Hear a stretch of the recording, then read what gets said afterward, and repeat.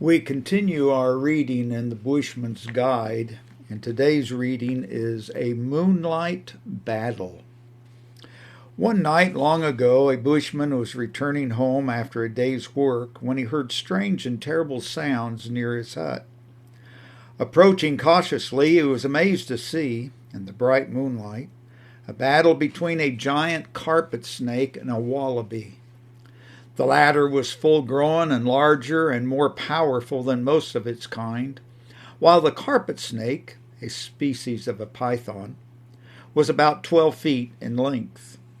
The carpet snake already had some of its coils around the legs of the wallaby so that its movements were hampered, but it was fighting for life. The bushman could hear the panting breath as the combatants swayed back and forth, fell heavily to the ground, and rose again in terrific contest. With every ounce of its strength, the wallaby fought to tear itself from its relentless enemy. For a long time, it seemed about an hour, the mortal combat continued until at last the great carpet snake was on the verge of triumph. The wallaby had been fighting at a terrible disadvantage with its hind legs in the grips of the sinuous and merciless coils, which gradually tightened and increased their hold. The fight had really been hopeless from the start. The struggle was fierce and long drawn out, but the doom of the wallaby was virtually sealed long before the end. The combatants, however, had not been aware of the presence of a spectator. Just when all seemed lost, the silence of the night was shattered by the report of a gun. In a moment, when its prey was about to succumb, the carpet snake fell limp to the ground. The apparent victor had become the victim. The solitary witness of the agonizing struggle had gone to his hut and brought back his gun. If the wallaby could think as we do, what might its thoughts have been as it limped away to life and freedom once more. We too are in the battle of life and have a cunning, powerful, and merciless enemy. He is called in the significant language of Scripture that old serpent, the devil.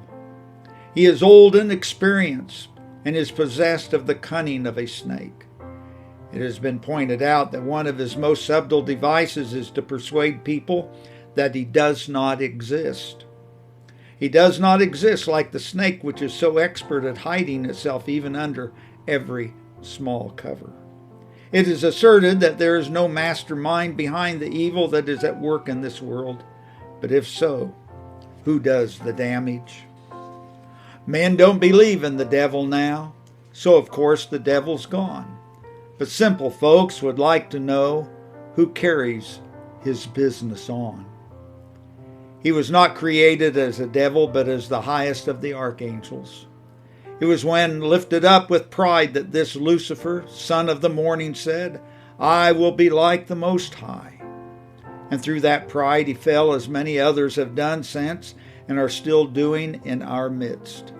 This evil genius is allowed to carry on for a time to test the human race. He knows our weaknesses and how to catch us in the unguarded hour. We may struggle, but our strength is no match for his. We need a deliverer who is wiser and more powerful and who can free us from those ever-tightening coils of temptation and sin. For this purpose was the Son of God manifested, that he might destroy the works of the devil. But many are not aware of the danger and have not attempted to struggle. The great enemy knows this also and is content to leave them for the present. They are sleeping on his ground and are in his power. They do not realize their need and have not looked to the one who is almighty. They are simpletons or fools, however wise they may imagine themselves to be. One day the old serpent will be upon them before they realize that he has been watching them all the while. To such the voice of God sounds like a trumpet from the skies. "Awake, thou that sleepest, and arise from the dead, and Christ shall give thee light." But perhaps someone who is hopelessly enfolded in the grip of sin and Satan may be reading these lines and may have already despaired of ever being free. Perhaps that's you listening to this video. Then remember that there has been a witness of the conflict standing ready to respond to the first cry for help. He can bring instant deliverance. We do not have to understand how he can do it. Listen to his words. Psalm 50 and verse 15. Call upon me in the day of trouble.